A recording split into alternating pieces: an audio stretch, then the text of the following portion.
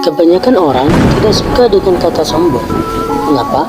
Karena kata ini cenderung mengarahkan seseorang terhadap hal-hal negatif dan mengganggu kenyamanan orang lain.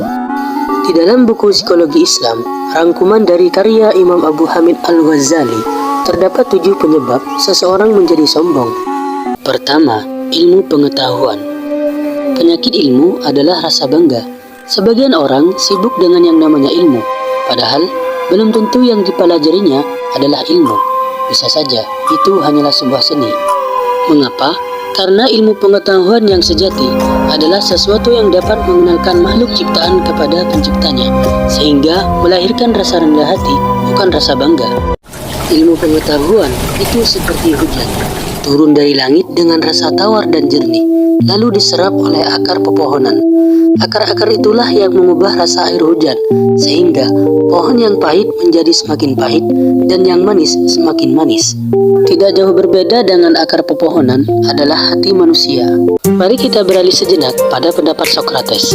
Tuntutlah ilmu dan perangilah kebodohan, karena kita berjalan dari ketidaktahuan menuju ketidaktahuan pula.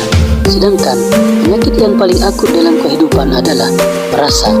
Satu di antaranya adalah merasa paling berpengetahuan.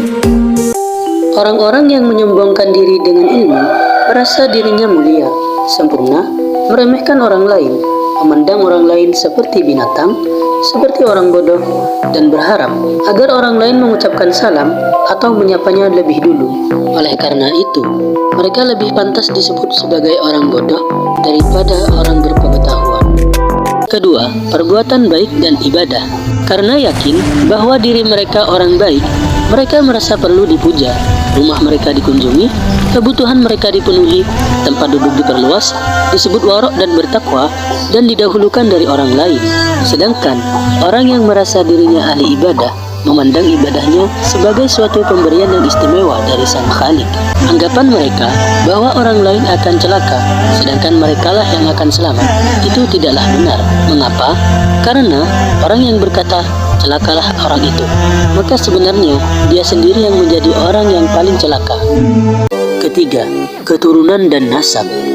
Mereka yang bernasab mulia akan meremehkan orang dari nasab biasa. Mereka memandang orang lain sebagai budak dan pesuruh. Mereka juga enggan dan jijik bergaul dengan orang kelas rendah. Mereka seperti berkata, kamu siapa? Dari keluarga mana? Anda berbicara dengan saya? Aku adalah keturunan ini bin itu, dan semacamnya. Keempat, kelima, dan keenam, keindahan rupa, harta kekayaan, dan kekuatan kekuasaan. Kita hidup dalam masyarakat di mana nilai diri terletak pada seberapa cantik kamu, seberapa kaya kamu, seberapa berkuasa kamu. Sedangkan bagaimana diri kita sebagai individu menjadi nomor sekian. Acara TV, konten media sosial, novel percintaan, turut andil mengulangi pelajaran-pelajaran ini.